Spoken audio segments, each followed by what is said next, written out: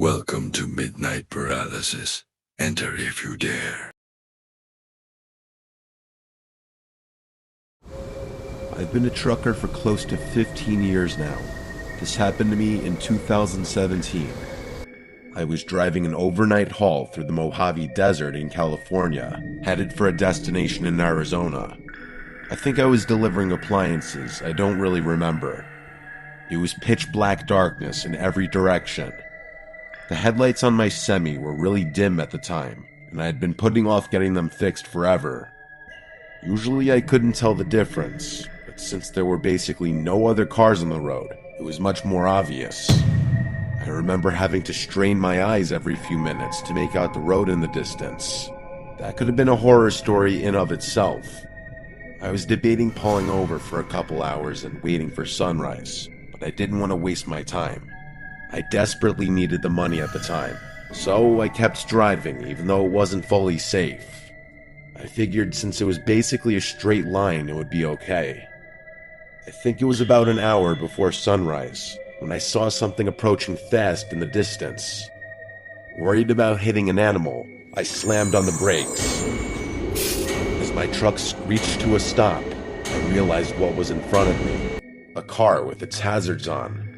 The weird thing was that it was in the exact middle of the road, like literally on the double yellow. What was even weirder was that the passenger door was wide open. My truck stopped maybe a foot before hitting it.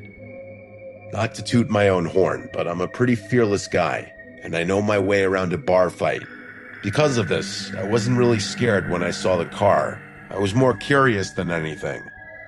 I thought maybe someone needed a jump or something, so I reversed the semi and pulled over. I thought about throwing some flares down, but decided against it since I hadn't seen a single other car on the road besides this one. I got out of my truck and made my way over to the car. It was a warm, still night. I remember thinking how strange it was that there was almost no wind. It was also really quiet that night. The faint click of the hazards was the only sound in what felt like the entire desert. I got a little closer to the car. I vividly remember that it was a new-looking, red Ford Fusion. I approached the car a little cautiously. Like I said, the passenger door was wide open. I walked around the car and stopped in my tracks. It was completely empty. I made sure of it too, checking the back seat and anywhere someone might be laying down. There was literally no one inside. All of a sudden, I was much less sure about the situation. I was expecting someone to need help of some sort, maybe even someone who took a nap in a really dumb spot. I certainly wasn't expecting this, though. The car was literally empty. I cast a few glances over my shoulder, feeling a lot more uneasy now. I kept whipping my head around, looking in every direction. It felt like someone was going to charge me or something. The problem was, it was so dark that I couldn't see that far in front of me, except for what was lit up by my truck's headlights. It was eerie. I waited a while longer, thinking about getting back in my truck and forgetting about this whole thing. Someone was out there, somewhere. Against my better judgment, I decided to keep investigating. I looked inside the car, but everything seemed completely normal. The key was even in the ignition, although the engine was turned off. I got back out of the car and made my way over to the trunk. Might as well have a look, I figured. I went to open it, but it wouldn't budge. Locked. I grabbed the key out of the ignition and unlocked the trunk. Still though, the thing wouldn't budge. It was jammed from the inside somehow. I opened the back door and tried getting at the trunk through the back seat.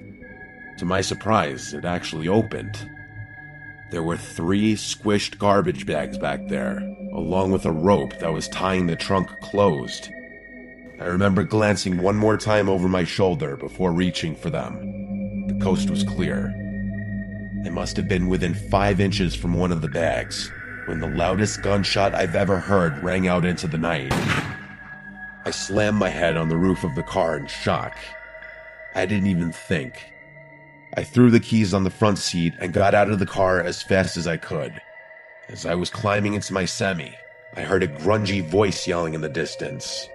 He yelled "hey" a bunch of times, and his voice seemed to be quickly approaching. I scrambled into the semi and turned it on.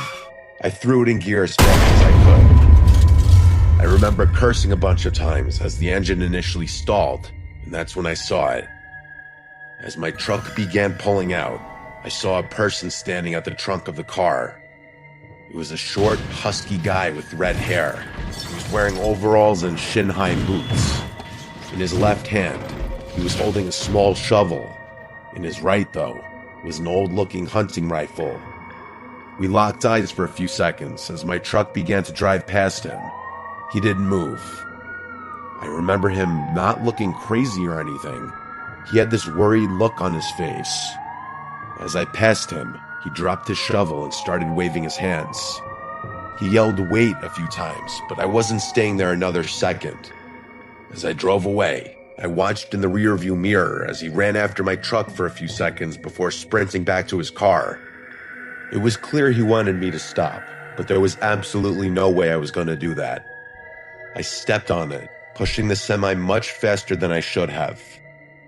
I drove for like 5 minutes and started to think I was in the clear, but then I saw headlights fast approaching behind me. I remember feeling more scared than I've ever felt in my entire life. I called the police and told them what happened to the best of my ability.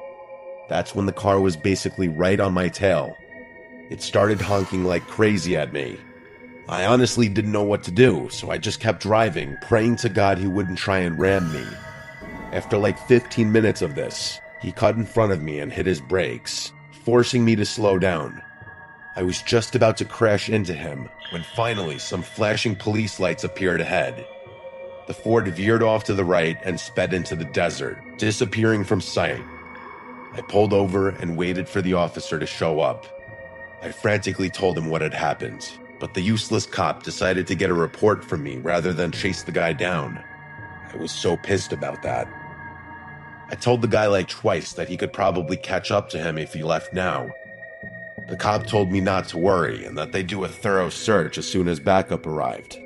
He sent me on my way and said they'd call me if they ever had an update for me. They never did.